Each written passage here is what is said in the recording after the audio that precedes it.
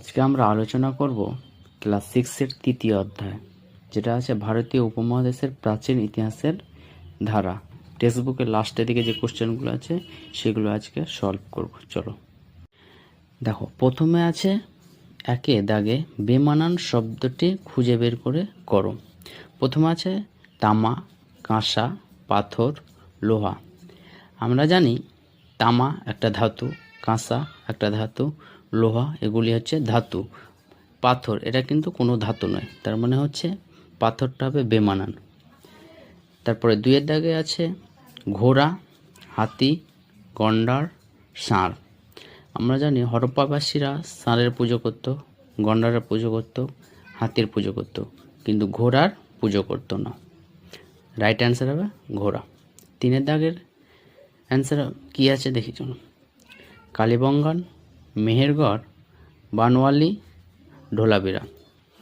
আমরা জানি কালীবঙ্গান এটা একটা কেন্দ্র, বানওয়ালি এটা একটা কেন্দ্র, আর ঢোলাবিরা এটা একটা কেন্দ্র। মেহেরগড় এটা একটা কিন্তু সভ্যতা, তার রাইট অ্যান্সার হয়ে যাবে মেহেরগড়। এবার দুইয়ের দাগে কী আছে সেটা দেখি, কি বলছে দেখি। নিচের বাক্যগুলি কোনটি ঠিক কোনটি ভুল লেখো। এক নম্বরে বলছে লিপির ব্যবহার সভ্যতার একটি বৈশিষ্ট্য, এটা কিন্তু ঠিক হবে। দুইয়ের দাগে বলছে মেহেরগড় সভ্যতা আবিষ্কার করেন দয়ারাম সাহানি, এটা কিন্তু ভুল হবে। আমরা জানি ফরাসি মেহেরগড় সভ্যতা আবিষ্কার করেন ফরাসি প্রত্নতাত্ত্বিকবিদ ফ্রাঁসোয়া জারিজ। তিন দাগের কি বলছে হরপ্পা সভ্যতা প্রাক ঐতিহাসিক যুগের সভ্যতা, এটা ভুল হবে। আমরা জানি হরপ্পা সভ্যতা প্রায় ঐতিহাসিক যুগের সভ্যতা। চারের দাগে বলছে হরপ্পা মানুষ লিখতে জানতো, এটা কিন্তু ঠিক হবে।